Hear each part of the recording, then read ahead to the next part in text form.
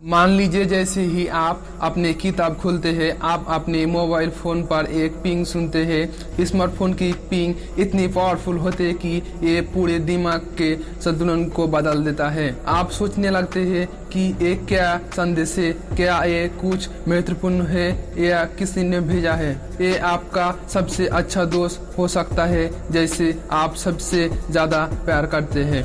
हर चीज के बीच आखिरी पसंद के रूप में पढ़ाई से समझौता किया जा सकता है, जैसे पर्सनल पॉप अप होता है भी। ऐसा इसलिए है क्योंकि पढ़ाई सीखने की किसी नया तरीका पर ध्यान देने की ज़रूरत है। इसके लिए एकाग्रता की आवश्यकता होते हैं, जैसी हमें उस बिंदु पर वापस लाया जा सकता है जहां हमें शुरू किया था, यानी पढ़ाई कठिन है और अध्ययन पर ध्यान कैसे केंद्रित करें और ध्यान भटकने से कैसे बचें। एक लक्ष्य निर्धारित करना और अपने अध्ययन की उद्देश्य को समझना पढ़ाई पर ध्यान केंद्रित करने के सर्वोत्तम तरीकों में से एक है। आपको ध्यान अपने कौशल पर होना चाहिए, न कि अपने ग्रेड पर। एक लक्ष्य निर्धारित करना और अपने अध्ययन की उद्देश्यों को समझना पढ़ाई पर ध्यान केंद्रित करने के सर्वोत्तम तरीकों में से एक है। आपका ध्यान अपने कौशल पर होना चाहिए, न कि आपके ग्रेड पर। शिक्षा का उद्देश्य छात्रों को वास्तविक दुनिया में अधिक प्रभावी ढंग से योगदान करने के लिए कौशल और ज्ञान से लैस करना है। सीखने की और अपना ध्यान केंद्रित करने से कुछ विचलित करने वाले तनाव और आपकी पढ़ाई की दबाव को कम करने में मदद मिल सकती है।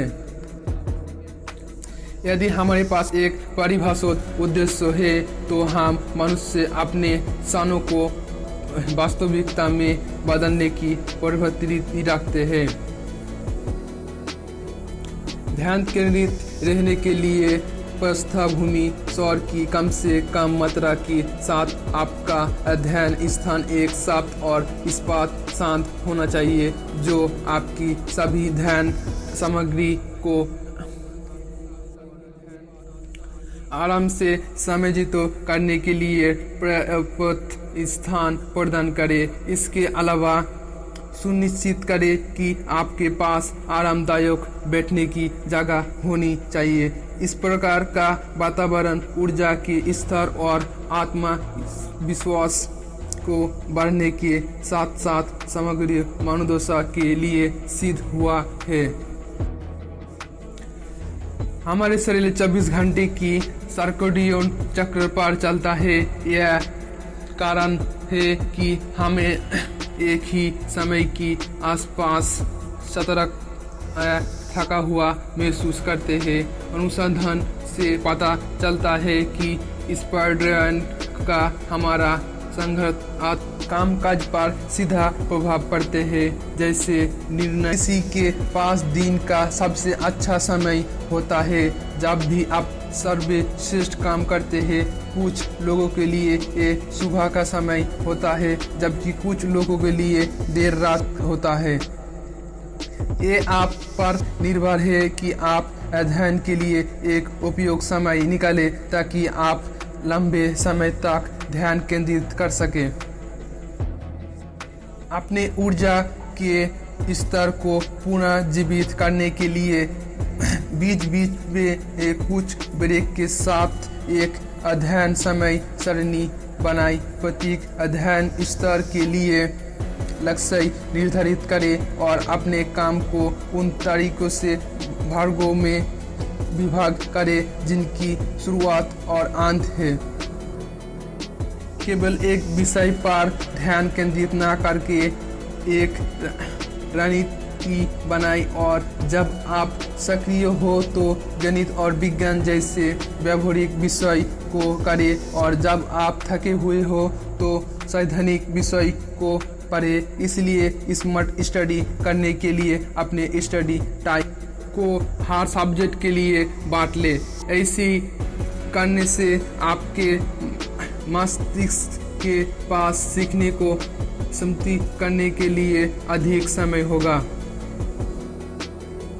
एक बार बाधित होने पर किसी व्यक्ति को काम पर अपना ध्यान वापस पाने में औसतन 23 मिनट लगते हैं। इसलिए अपने सामाजिक क्षेत्रों को सख्ती से सीमित करें, अपने सोचना बंद करें, शायद ब्रोकर्स का उपयोग करें ये बस अपने फ़ोन को दूर रखें, शायद किसी अन्य काम पे सोचना को अल्पनिक इस तरीके से दीर्घकालिक स्मृति में स्थानांतरित करने के लिए सके। इससे आपको परीक्षा में बेहतर ग्रेड प्राप्त करने में मदद मिलेगी। किसी व्यक्ति की लोभी शक्ति के आधार पर वित्तीय लोगों को लिए इस टाइम श्रमिकों का अंतराल भिन्न होता है, लेकिन याद रखने की प्रत्येक समीक्षा के बीच कुछ दिन का अंतर रखें। मल्टीटास्किंग आपको कम उत्पादक और अधिक विचलित बनाता है।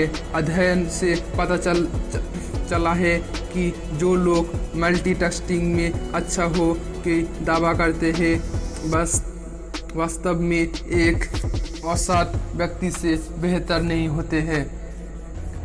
प्रभावी छात्रों एक समय में केवल एक ही चीज पर ध्यान केंद्रित करते हैं। आप जो भी पढ़ रहे हो उसे समझने की कोशिश करें।